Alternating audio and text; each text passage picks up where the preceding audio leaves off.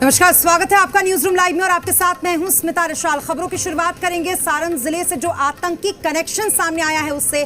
दरअसल आपको बताते हैं कि सारण जिले के रहने वाले एक युवक जिसका नाम जावेद बताया जा रहा है, उससे आतंकी कनेक्शन सामने आया और इस कनेक्शन में उसके तार कश्मीर के मुश्ताक नाम के एक व्यक्ति से जुड़ते हुए नजर आए हैं। साथ ही ये भी कहा जा रहा है कि उसी ने पिस्टल और भारी मात्रा में जो बरामद थे आर्म्स वो मुहैया कराए थे। आपको यहाँ पर बताते चले कि जिले के मडौरा थाना क्षेत्र के जावेद को पुलिस की टीम ने देव बहुरारा से गिरफ्तार किया था, उसके पैतृक घर से गिरफ्तार किया था। ऐसे आरोप है कि जावेद की दोस्ती अलीगढ़ के एक कॉलेज में कथित आतंकी कनेक्शन वाले कश्मीर के मुश्ताक से थी।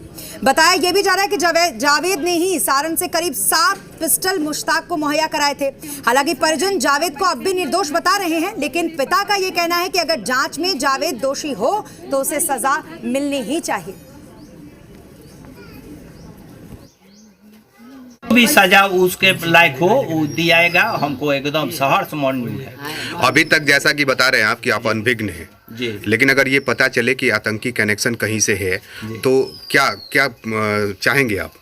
एकदम चाहेंगे कि उसको सजा हो।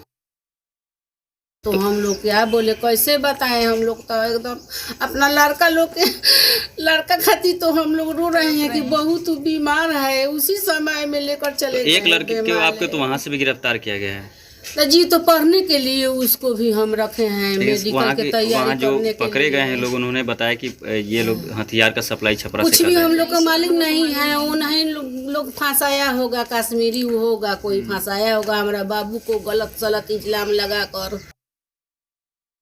कश्मीर में मिले पिस्टल का कनेक्शन जो है सारण से जुड़ा है। हम आपको बता दें कि मढ़ौरा के देव बहुआरा के रिटायर्ड शिक्षक मुश्ताक अंसारी के बेटे जावेद को पुलिस ने गिरफ्तार किया है और उस पर आरोप है कि कश्मीर के मुश्ताक नामक युवक को 60 पिस्टल जो है इस जावेद ने ही उपलब्ध कराया था। परिवारजनों का मानना है कि जावेद जो है अच्छा लड़का है और वो ऐसा काम नहीं करता। हालांकि उसके पिता ने ये कहा है कि अगर मेरा बेटा आतंकी कनेक्शन में शामिल है तो उसको सजा जरूर मिलनी चाहिए। इस घटना के बाद जो है, जब से गिरफ्तारी हुई है, गांव में जो है लोगों की भीड़ जो है ये बढ़ गई है और लोग इसको लेकर तरह तरह के कयास लगा रहे हैं। कैमरा पर्सन गुन्नू के साथ राकेश कुमार सिंह, जी मीडिया, छपरा।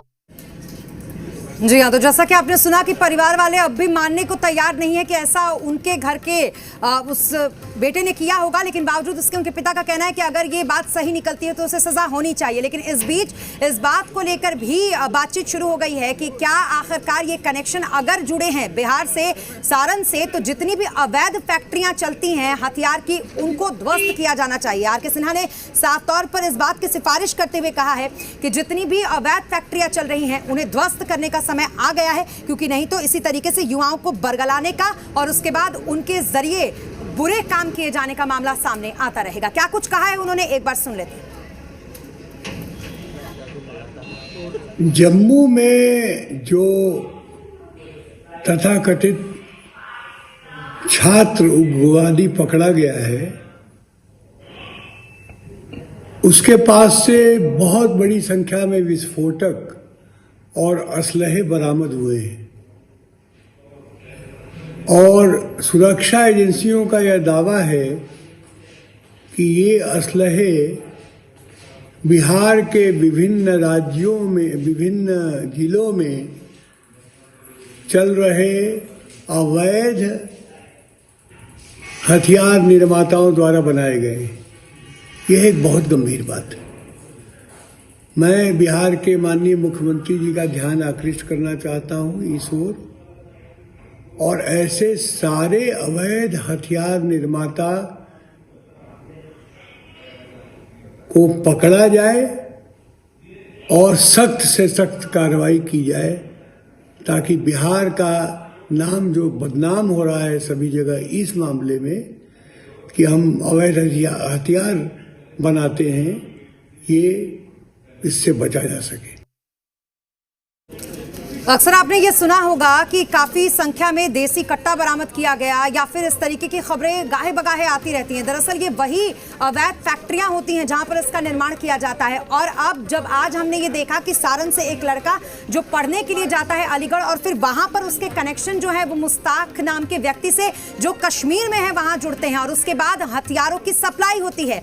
अब ये कितने दिनों से हथियारों की सप्लाई यहां से वहां हो रही थी, इसकी जब जांच होगी तो जानकारी पूरी तरीके से पुलिस को मिलेगी। लेकिन फिलहाल ये मामला बिहार के लिए बहुत ज्यादा चौंका देने वाला है, क्योंकि अक्सर आपने सुना होगा, हम सुनते रहते हैं कि कैसे जो युवा हैं उनको बरगलाकर आतंकवाद के इस रास्ते पर उनको लेकर जाया जाता है। और एक बार फिर कुछ ऐसा ही मामला सामने आया, लेकिन जिस घर से, जिस परिवार से ये लड़का बिलोंग करता है, जहां से ये आता है, वहां परिजनों का ये मानना है कि उसने ऐसा कुछ नहीं किया, उसको बरगलाया गया है। लेकिन बावजूद इसके पिता का ये कहना कि अगर जो भी दोष इसके ऊपर लगाया गया, अगर वो सही पाया जाता है तो फिर उसे सजा होनी ही चाहिए। फिलहाल पुलिस इस पूरे मामले की तहकीकात कर रही है। हमारे संवाददाता आशुतोष हमारे साथ जुड़ चुके हैं, ज्यादा जानकारी के लिए उनके पास चलेंगे।